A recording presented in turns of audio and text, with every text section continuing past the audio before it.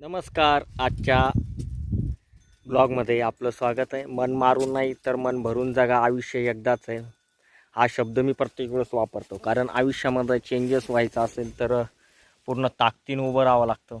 आणि पूर्ण ताकदीनं उभं राहिलं तरी पण अशक्य गोष्ट नाही आहे. या जगामध्ये अशक्य नाही, जी शक्य आहे ती खूप महत्त्वाची आहे, पण ती आपल्या कामाची पण नाही.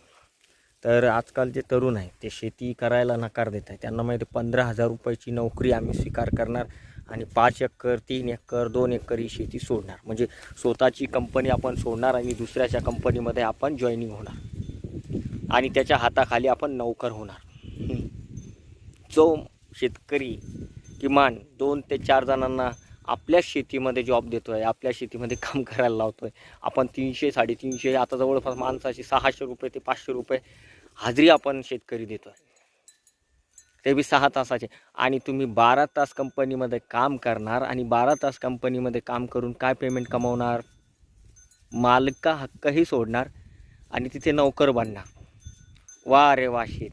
असं होणार नाही हो, कारण आपल्याला ही टेक्नॉलॉजीचा वापर तर भरपूर करायचाच आहे. आधुनिक शेतीला त्याला जोड द्यायचे आणि ताकदीनं पुन्हा आपले केलेले दिवस केलेले हे, कारण आपल्याला भाव भेटत नाही त्यामुळे आपण मागे. ॲव्हरेज काढण्यामध्ये कोणताच शेतकरी मागं नाही आहे.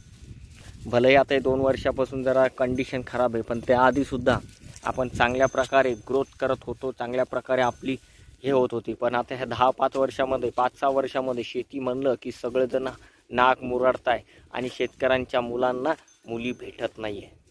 त्यामुळे त्यांच्यासाठी खूप दुःखाची वेळ आहे. परंतु ही वेळ आणि हे चक्र आजपर्यंत कधीच असं होणार नाही की ते फिरलं नाही. कोरोनामध्ये त्याची सुरुवात झाली आहे आणि होत पण आहे. आज लाख रुपयेसुद्धा कमवणारा जो सर्व्हिसवाला आहे तर तो थोडा त्याचे आईवडील विचार करताय की बाबा हो, मलासुद्धा बिगाभर तरी असती ना, तुम्हाला चांगलं झालं असतं. अरे मग कशाला पाहिजे तुला बिगाभर? तुझा जवळ लाखभर रुपये कमवतोय, मग बिघा 10 गुंठे हे कशापाशी तुला पाहिजे? त्यामुळे मला पण दुःख वाटतं की आमचे शेतकरी मुलं हे नाक मुरगळण्यास तयार झाले की नको बाबा, आपण सुद्धा कंपनीत जाऊन जॉब करू, त्यामुळे आपलं पण लग्न पटकन होईल. असे दृष्टिकोन आता सगळ्याच मुलांमध्ये झालेले. हा एक छोटासा ब्लॉग म्हणा किंवा एक छोटासा माझा संदेश म्हणा. कोणाला राग येऊ नका देऊ, कारण मी पण एक शेतकरी आहे. खंबीर बनणार आहे, खंबीरत्व तर ठेवणार आहे. कितीही वेळेस पडलो तरी उठून पुन्हा त्याच्या तयारीला लागणार आहे. कारण जोपर्यंत शरीरामध्ये जीव असतो तोपर्यंत प्रयत्न करणं हा चालूच असतो. पण जीव असताना जर प्रयत्न करत नसेल त्याला अपयश येणं काय आणि यश येणं काय ह्या दोन्ही गोष्टीमधला फरक कळणार नाही. तोपर्यंत भेटू.